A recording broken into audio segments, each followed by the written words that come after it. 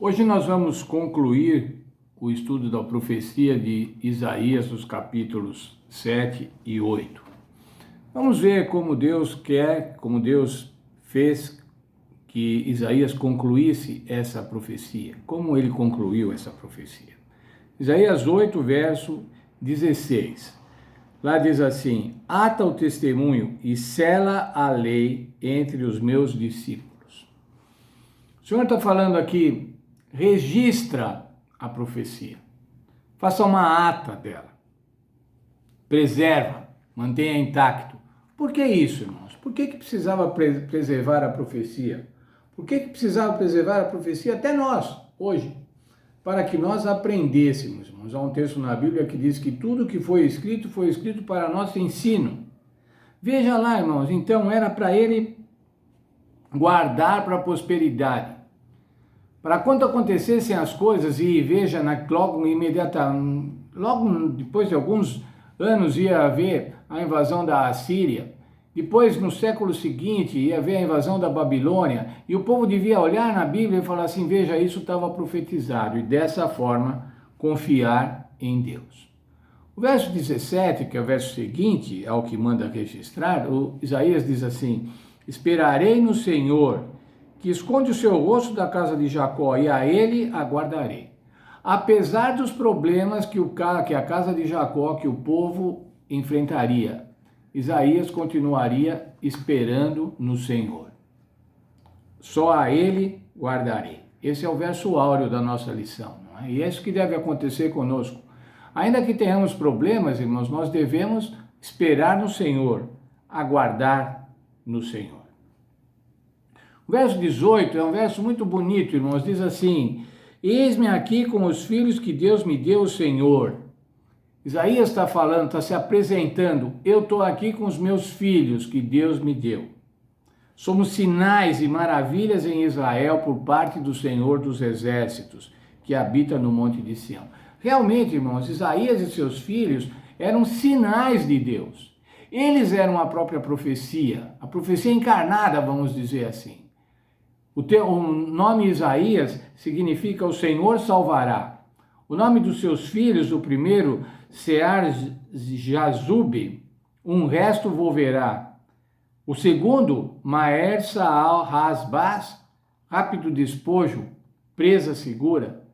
Era também uma declaração da profecia. E ainda outro nome que aparece lá na profecia, Emanuel, Deus é conosco. Mas essa frase de Isaías, irmãos, eis-me aqui com os filhos que Deus me deu, com o filho que o Senhor deu, deve ser a nossa frase, irmãos. Eu tenho filhos, amo meus filhos são adultos, meus netos, e eu quero poder dizer assim: eis-me aqui, Senhor, com os filhos que o Senhor me deu.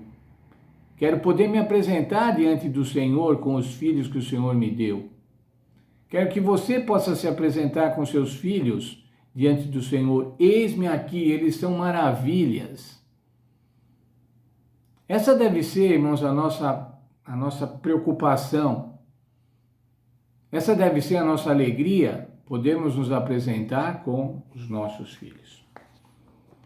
Agora então, o verso 19, irmãos, Isaías dá um conselho. Lá no meio do verso 19, diz assim: acaso não consultará o povo a seu Deus? Mas por que ele está falando isso, irmãos? Porque naquele momento histórico, irmãos, o paganismo tinha graçado no povo de Israel. O paganismo tinha imperado e o próprio rei não consultava a Deus, mas consultava aos homens. Consultava aos outros sacerdotes de outros deuses. Consultava aos médiuns, consultava aos mortos. E veja lá o que Isaías diz, o conselho de Isaías, no verso 19, todo o verso.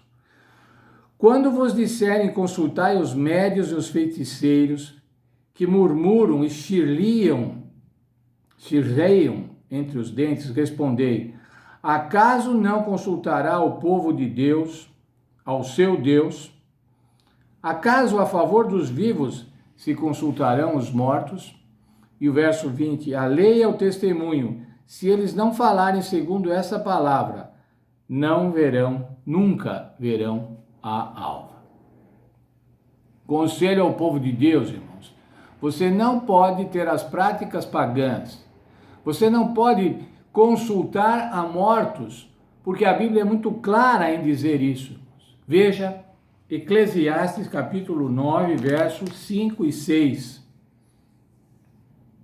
Porque os vivos sabem que hão de morrer, mas os mortos não sabem coisa nenhuma. Não tem jamais recompensa, mas a sua memória ficou entregue ao seu esquecimento. O seu amor, o seu ódio, a sua inveja já pereceram. Já não tem parte em coisa alguma que se faz debaixo do sol. Olha, irmão, se tem uma certeza, é que nós vamos morrer.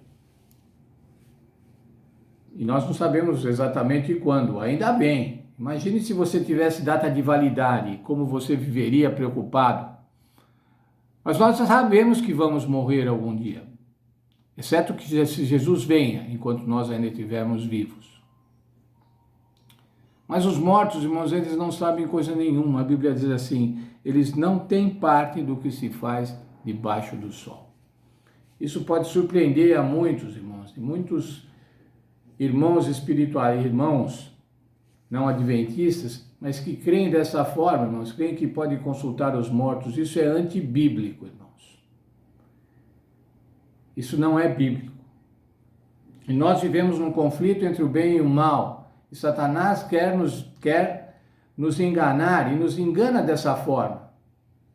E seduz as pessoas, às vezes, na ideia de que podem consultar os mortos.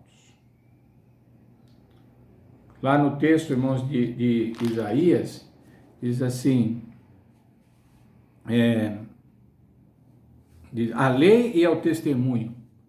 Devemos consultar a lei e o testemunho, irmãos, devemos consultar a palavra de Deus, devemos consultar a Deus. Como diz o texto de Isaías, vão consultar os necromantes, vão consultar os mortos. Essa foi a transgressão de Saul, irmãos, a transgressão de Saul. Veja qual foi a transgressão de Saul, Isaías 8, 20. Tudo que foi escrito para nosso ensino. Eu disse a referência errada, é 1 Crônicas 10, 13 e 14. Assim morreu Saul por causa da sua infidelidade ao Senhor. Não guardou a palavra do Senhor e até consultou uma adivinhadora. E não buscou o Senhor, pelo que ele o matou e transferiu o reino a Davi, filho de Jessé. Não consultou a Deus, foi consultar uma adivinhadora. Não consultou a Deus, foi consultar as cartas. Foi consultar a borra de café. Foi consultar todas essas coisas, irmãos, que hoje, na atualidade, cada vez mais se apresentam na sociedade. Foi consultar esoterismos. Foi consultar nova era, foi consultar gurus. Consultar a Deus. É esse o nosso dever, a lei e ao testemunho. Que o Senhor nos abençoe, irmãos, e que a gente sempre que tiver problemas, e vamos ter problemas, vamos buscar em Deus, vamos buscar na sua palavra, a Santa Bíblia, irmãos, qual a orientação que devemos tomar. Não vamos fazer como os homens, como o mundo, buscar no ocultismo respostas para os nossos problemas. O Senhor pode responder todos os nossos problemas. O verso áureo da nossa lição, irmãos, o verso áureo diz assim: esperarei no Senhor e a Ele aguardarei. Que Deus nos abençoe e que a gente sempre espere no Senhor para vivermos felizes, conforme o plano dele para cada um de nós.